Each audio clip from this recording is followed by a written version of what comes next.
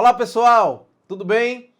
Na aula de hoje nós iremos iniciar o artigo 5º, fazer a leitura aí dos primeiros direitos fundamentais consagrados na nossa Constituição. Apenas para relembrar, na aula passada nós abordamos aquilo que nós chamamos de teoria geral dos direitos fundamentais. Nós nos incursionamos no conceito de direitos fundamentais e no conceito de direitos humanos. Também nós abordamos aí aquela parte da evolução histórica, as características dos direitos fundamentais, mas não só isso. Nós abordamos na aula passada aquela questão da eficácia horizontal, eficácia vertical dos direitos fundamentais e também nós vimos aí os destinatários dos direitos fundamentais. Nesse ponto, quando vimos os destinatários, nós lemos o artigo 5º, o caput do artigo 5º da Constituição Federal. Na aula de hoje, nós iremos continuar a leitura do artigo 5º, agora também lendo seus incisos. Então, sem muita perda de tempo, vamos para o artigo 5º. Você pode ver, além daqui na tela que está atrás de mim, você pode ver aqui do lado o artigo 5º da Constituição Federal. Vamos lá para a leitura aqui. O que é que diz o artigo 5º? Todos são iguais perante a lei, sem distinção de qualquer natureza, garantindo-se aos brasileiros e aos estrangeiros residentes no país a inviolabilidade, do direito à vida, à liberdade, à igualdade, à segurança e à propriedade nos termos seguintes. Então, nós temos a leitura aí do artigo 5º, né? E a leitura do artigo 5º já traz alguns direitos fundamentais.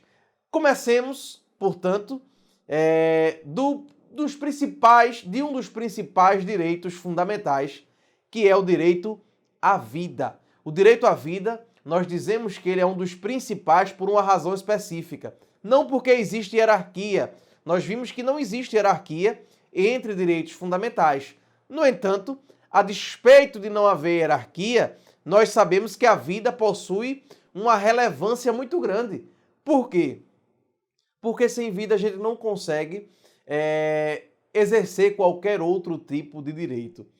Portanto, a vida é um dos principais, é um dos basilares direitos, justamente pelo fato de que a vida é o nosso maior bem jurídico. Então, é importantíssimo, quando a gente vai falar sobre o direito à vida, é importantíssimo ter em mente que a vida possui dois sentidos. Isso, existem dois sentidos para o conceito de vida, ao menos para o direito, né? Não estou falando aqui de filosofia, mas ao menos para o direito, nós temos dois sentidos para a vida.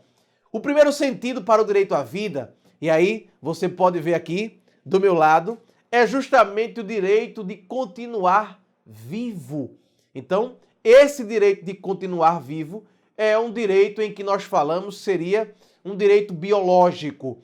O Estado e um particular, ele não pode retirar a vida de ninguém, tá certo? Sem que o ordenamento jurídico assim o preveja. Porque nós sabemos, e vamos ver com mais profundidade quando estivermos abordando os incisos do artigo 5º, que é possível, em uma única hipótese consagrada na nossa Constituição, de o Estado tirar a vida de uma pessoa. Essa hipótese é justamente no caso de guerra declarada. Tá bom, gente? Então, o primeiro sentido do direito à vida é o sentido biológico. Esse sentido biológico é o direito de continuar vivo. Mas não só temos esse sentido, nós temos um sentido chamado sentido sociológico, que é o de viver dignamente. Logicamente que esse sentido de viver dignamente, ele só vem sendo construído depois da Segunda Guerra Mundial. Naquele terceiro momento que nós adotamos chamar terceira geração ou dimensão dos direitos fundamentais. É justamente nesse momento histórico da evolução dos direitos fundamentais que surge a dignidade da pessoa humana. A dignidade da pessoa humana, ela vem aí pós-Segunda Guerra Mundial como um marco histórico e fundamenta boa parte das constituições, inclusive a nossa. Então, a dignidade da pessoa humana está intimamente ligado a um conceito da vida, e vida no sentido sociológico, de viver de forma digna. Tá certo, gente? Então vejam que a dignidade da pessoa humana é um super princípio para o nosso direito e, claro, está ligado diretamente à vida, tá bom? Então, passemos aí para algumas problemáticas envolvendo o direito à vida. Importantíssimo esse tema. Aliás, quando se pergunta sobre direito à vida, é muito comum observar nas bancas uma certa preocupação no que se refere às questões controvertidas em relação ao direito à vida. Vejamos aí algumas questões que são chamadas questões controvertidas. Primeira situação, e essa é importante saber. Quando é que se inicia a vida? Claro que nós temos algumas teorias que se levantam para explicar ou caracterizar o início da vida, né? Mas duas são importantes, ao menos para concurso público, duas são importantíssimas saber, que é a chamada teoria natalista e a teoria concepcionista. Nós temos duas teorias aí que fundamentam o início da vida. A teoria natalista, que é a mais antiga, ela vem dizer que a vida só se inicia extrauterinamente, significando dizer que só há vida quando o feto sai do ventre da sua mãe. Por outro lado, nós temos uma teoria que vem sendo construída e atualmente é uma teoria que está sendo bem mais aceita no campo jurídico, sobretudo no que se refere aos julgamentos do Supremo Tribunal Federal recentemente. Nós temos visto que após a Lei de Biossegurança, a Lei 11.101, o Supremo Tribunal Federal tem se alinhavado à teoria de que após o momento em que o feto ele já possui neurônios, né, o chamado arcabouço neural, a partir dali ele já tem vida. Observe que o Supremo reconheceu que existe vida intrauterinamente, e aí eu coloco até minha opinião pessoal nesse sentido, de que, de fato, não há como a gente deixar de reconhecer que não exista vida intrauterinamente. A essas teorias que se levantaram da existência da vida intrauterina, nós chamamos de teoria concepcionista, tá certo? Então, a teoria concepcionista é aquela pela qual explica que existe vida intrauterinamente. Aí é comum em sala de aula ver aquelas perguntas, mas, Johannes, eu às vezes tenho dúvidas. Se você reconhece a existência da vida intrauterina, vai haver um problema. Por que vai haver um problema? Digamos que a mulher tome a chamada pílula do dia seguinte. Se houve já a concepção, e a teoria é concepcionista, então a pílula do dia seguinte seria uma pílula abortiva. Estaria aí tirando a vida do feto. Aí é onde vem a problemática. O Supremo Tribunal Federal, enfrentando um caso como esse, pasmem, mas já chegou no Supremo Tribunal Federal para dizer se tem vida ou não, ou se a pílula do dia seguinte é abortiva ou não. O Supremo Tribunal Federal, na verdade, nesse caso específico, disse que não há qualquer intromissão à vida naquele momento em que se toma a pílula do dia seguinte, por uma razão específica. Para o Supremo, não há como reconhecer qualquer espécie de vida ou de manifestação de vida antes de um processo biológico chamado nidação, que é quando o óvulo se junta às trompas da mãe.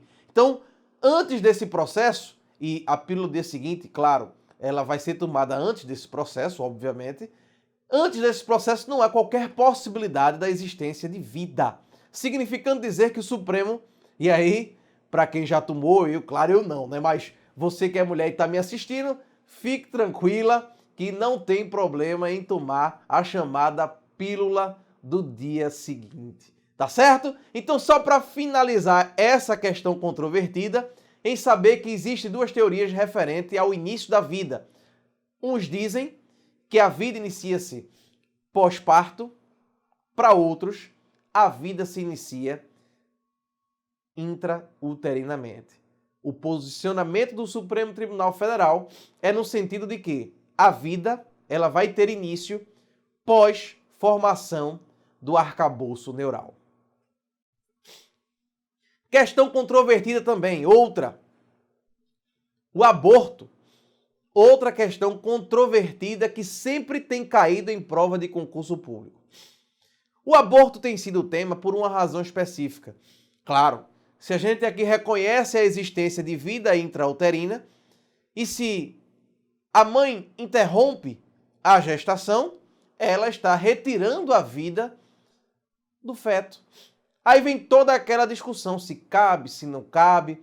Para a gente, claro, é importante a gente reconhecer a existência de situações excepcionais em que o próprio direito possibilita ou autoriza a interrupção da gestação. Quando o direito autoriza a interrupção da gestação, nós temos o chamado aborto legítimo ou aborto legal. E o Código Penal estabelece duas hipóteses em que é possível o chamado aborto legal. Vamos ver essas duas hipóteses. O Código Penal estabelece, vejam aqui, duas hipóteses. A primeira hipótese, no caso de gravidez decorrente de estupro. Então, se a gravidez for decorrente de estupro, obviamente que é possível que a mãe ela interrompa essa gestação. E a segunda hipótese é justamente a hipótese em que nós temos um risco de morte para a mãe. Então são essas duas hipóteses que nós temos, legalmente falando, duas hipóteses em que há a possibilidade do aborto. Aí você pode perguntar, mas Johannes, eu acho que eu vi uma terceira. E a questão do feto anencéfalo? De fato, existe essa possibilidade também da interrupção nas hipóteses de feto anencéfalo, que é o feto, obviamente, que não tem um arcabouço neural. Vejam, se o próprio Supremo reconheceu que a vida só se inicia quando há arcabouço neural, quando o feto possui cérebro, e o cérebro ele está em atividade, o próprio Supremo Tribunal reconheceu ser possível o aborto quando não exista cérebro, quando não exista arcabouço neural. Portanto, as duas hipóteses que eu dei são hipóteses legais que estão no Código Penal. A terceira hipótese é uma hipótese jurisprudencial, uma hipótese trazida pelo Supremo Tribunal Federal. Tá certo, gente? Então, vejam que em relação à vida, nós temos questões controvertidas. Vimos a questão do início da vida, vimos a questão da possibilidade de interrupção da vida, mesmo intrauterinamente, e agora vamos falar de dois pontos que são bastante frequentes em concurso, na verdade um só, né? Mas eu prefiro falar nos dois por excesso de cautela. O primeiro, às vezes, cai, que é a chamada eutanásia. O que seria a eutanásia? A eutanásia é justamente quando o paciente em estado terminal ele decide interromper sua vida, não mais querer continuar com o tratamento e solicita para que o médico promova, na verdade, o óbito dele, né? Insira uma medicação para que ele venha a óbito. Essa é a chamada eutanásia, significando dizer que é a morte solicitada pelo próprio paciente terminal. Se isso é legítimo ou não, moralmente falando, né, aqui a discussão, a gente não pode entrar na discussão moral, o que a gente precisa compreender é que a eutanásia atualmente no Brasil, ela é considerada homicídio. Não se permite no Brasil a chamada eutanásia, tá certo? A eutanásia, portanto, no Brasil é proibida. No entanto, está em tramitação no Congresso Nacional, mais precisamente na Câmara dos Deputados, um projeto de lei formatado pelo Conselho Federal de Medicina no que se refere não à eutanásia, mas à ortotanásia, que é diferente. Enquanto a eutanásia, o médico ele acelera o óbito do paciente, na ortotanásia não. A ortotanásia só irá se caracterizar se o paciente estiver em estado terminal, não existir na medicina qualquer tipo de desenvolvimento de cura para aquele paciente e, obviamente, ele não mais, porque geralmente ele não pode opinar mais.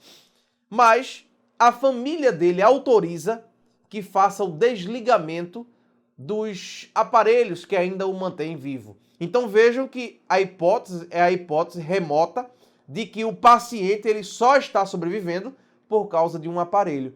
E aí, observe que não vai haver uma ação do médico, vai haver uma omissão, na verdade, para a continuidade do tratamento. É o desligamento dos equipamentos, tá certo?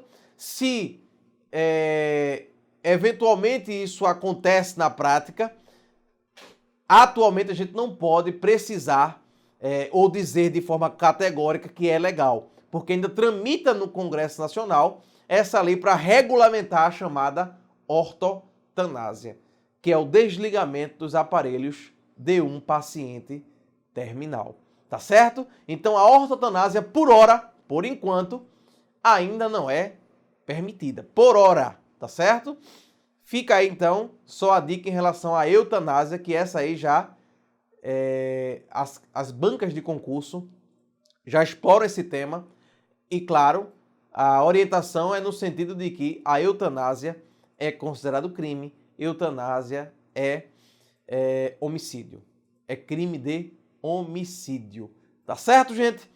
Passemos para o próximo tópico, princípio ou direito da igualdade.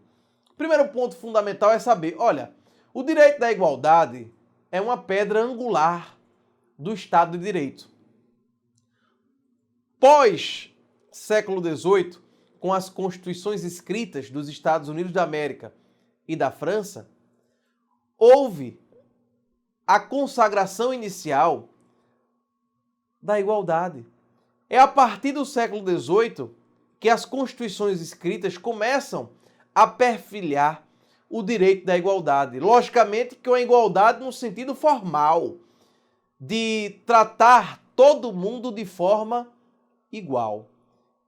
Só é após, com a consagração dos chamados direitos de segunda geração ou dimensão, que nós temos a deflagração do direito da igualdade em uma outra vertente, numa vertente material.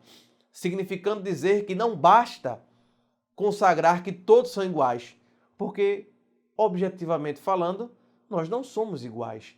É preciso que nós compreendamos o fato de que, dentro de uma sociedade, nós temos desigualdades. E por ter desigualdades, nós precisamos compreender essas desigualdades e tentar ao máximo diminuir as desigualdades existentes. E a gente só consegue diminuir as desigualdades existentes quando a gente tratar os iguais de forma igual e os desiguais de forma desigual, na medida de suas desigualdades. Esse pensamento, que não é recente, né? Desde Aristóteles já falava sobre isso, mas como consagração de um direito fundamental, ele é recente. Só veio aí pós Primeira Guerra Mundial. E aí nós temos como paradigma as Constituições mexicana, de 1917, e a Constituição de Weimar, que é a Constituição alemã, de 1919. Então aí, na sua tela, as duas Constituições para você compreender. Tanto a Constituição mexicana de 1917 quanto a de Weimar de 1919 trouxeram aí, ou consagraram, os direitos da igualdade, mas não numa vertente formal, numa vertente material, substancial ou real. Tá certo, gente? Então, o princípio da igualdade é um princípio angular. Tanto ele é um objetivo fundamental, como ele é um direito fundamental. E também está consagrado dentro dos direitos sociais. Vejam que o princípio da igualdade é um princípio angular do Estado de Direito. E é importante a gente aprofundar esse tema do princípio da igualdade, sobretudo no que se refere às provas de concurso público, porque quando se pergunta sobre o princípio da igualdade, via de regra, ficamos diante daquelas chamadas desigualdades existentes, que são as chamadas desigualdades positivas. Não se pode discriminar de forma negativa, mas se pode discriminar de forma positiva. Tá aqui, olha, são as chamadas ações afirmativas ou discriminações positivas que consagram em seu âmago o sentido material, real ou substancial do princípio da igualdade. Então, observem que o princípio da igualdade ele possui dois sentidos, o formal e o material. E quando a gente fala em sentido material do princípio da igualdade, estamos diante de uma hipótese muito específica em que é possível que haja uma desigualdade para justamente prestigiar quem está em situação de vulnerabilidade.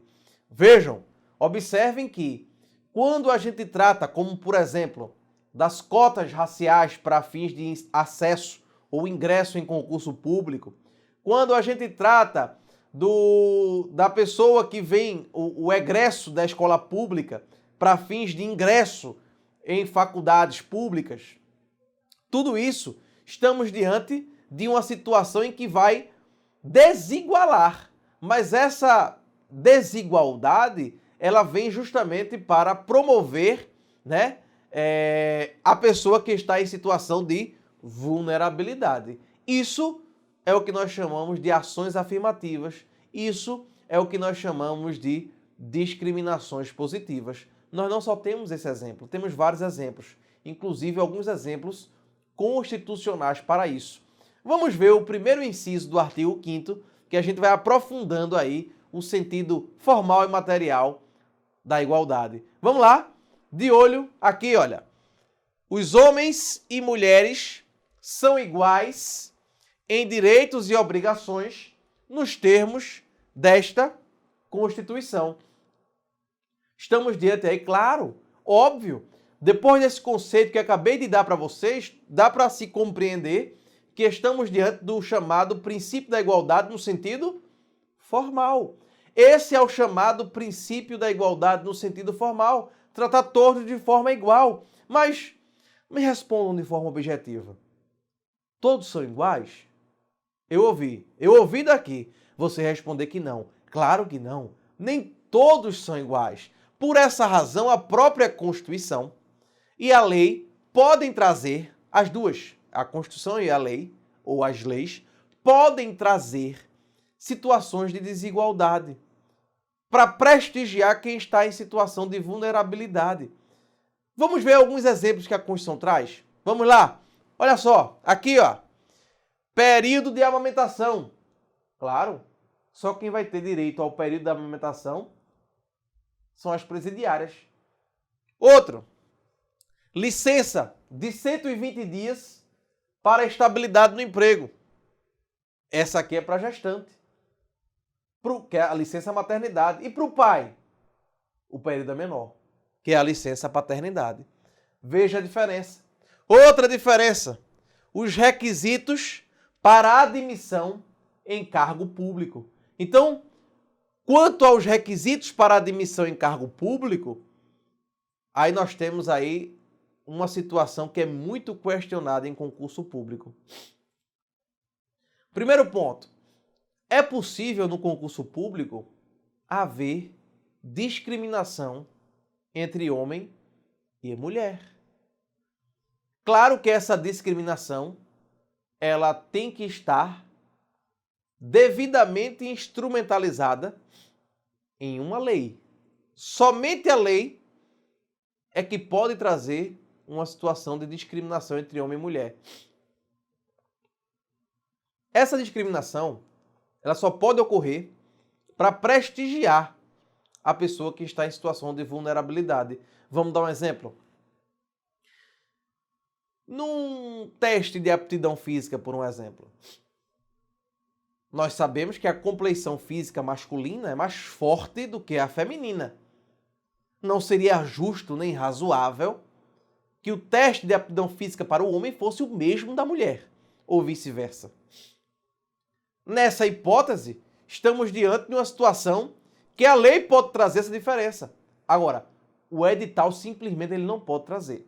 O Supremo Tribunal Federal já declarou que simplesmente se tiver a discriminação no edital do concurso, não pode.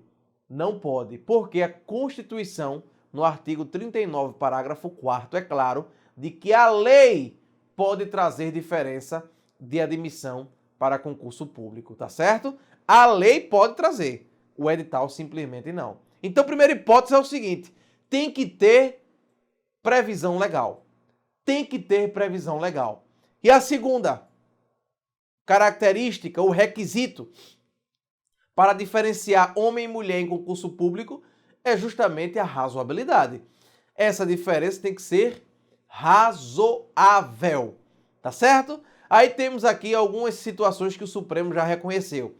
Fica de olho, fica atento. Olha só. O Supremo considerou inconstitucional previsão de diferenciação apenas em edital. Acabamos de ver, né? Não só isso. A ausência de direito de remarcação de teste de aptidão física. No caso, recentemente, em dezembro de 2018, na verdade no final de novembro, agora para o início de dezembro de 2018, o Supremo reconheceu o direito para as grávidas, tá certo? Então quem ficar gestante é possível fazer a remarcação do teste de aptidão física, tá bom? E aí também nós temos o exame de esforço físico e a limitação de altura devem estar em sintonia com o cargo a ser exercido. Então tem que haver uma razoabilidade. Razoabilidade é fundamental para que haja essa diferenciação. Tá certo, gente? Vamos para o próximo direito, o próximo princípio, que é o princípio da legalidade, está no inciso 2 da Constituição Federal. De olho aqui na tua tela, aqui do lado, presta atenção. Ninguém será obrigado a fazer ou a deixar de fazer alguma coisa, senão em virtude de lei.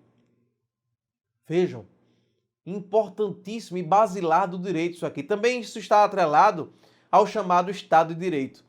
Quando, antes do século XVIII, o Estado era considerado Estado absoluto. Então, o rei, o governo, na verdade, através do rei, era irresponsável. Como assim irresponsável? Eles não tinham responsabilidade pelas suas ações. No Estado absoluto, existe até a célebre frase de um rei da França, Luís XIV. Certa vez ele disse, L'État c'est moi, que significa o Estado sou eu. A personificação que existia em relação do Estado e a figura do próprio rei era tanta que ele podia fazer o que ele queria. No entanto, é justamente com a consagração dos direitos fundamentais que existe uma ruptura com o Estado absoluto e entramos no chamado Estado de Direito. Opa, quando nós entramos no chamado Estado de Direito, tanto os particulares quanto o governo, o rei, o monarca, ou até mesmo o presidente, possuem responsabilidade. Tá certo? Então, observem que existe a legalidade para os particulares, e aí estamos diante desse inciso 2, como também existe o princípio da legalidade para a administração pública, para quem está administrando. Obviamente que estamos diante aí de princípios que dizem respeito a um mesmo aspecto, mas que possuem sentidos diferentes. A legalidade, claro, possui os mesmos aspectos. É dizer que todos estão abaixo da lei. No entanto, o sentido para o particular é um e o sentido para a administração pública é outra. Para o particular, nós podemos fazer tudo, desde que a lei não proíba.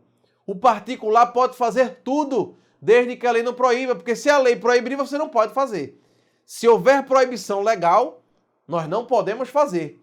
É diferente da administração pública. Na administração pública, o administrador ele só pode agir se a lei autorizar. Vejam que há uma diferença de ação no princípio da legalidade. Para o particular, que é esse que nós acabamos de ver do inciso 2 da Constituição Federal, do artigo 5º, para o princípio da legalidade consagrado no artigo 37 da Constituição Federal, referente à administração pública. Só para resumir, o princípio da legalidade para o particular é a possibilidade de o particular agir como ele lhe aprouver, como quiser, desde que a lei não proíba. Para a administração pública, ele só pode agir se a lei autorizar. Tá certo, gente? Então nós fechamos esse bloco aqui com o princípio da legalidade. No próximo bloco, nós voltaremos e abordaremos aí o inciso 3 do artigo 5º. Tá bom? Então, um forte abraço e até daqui a pouco.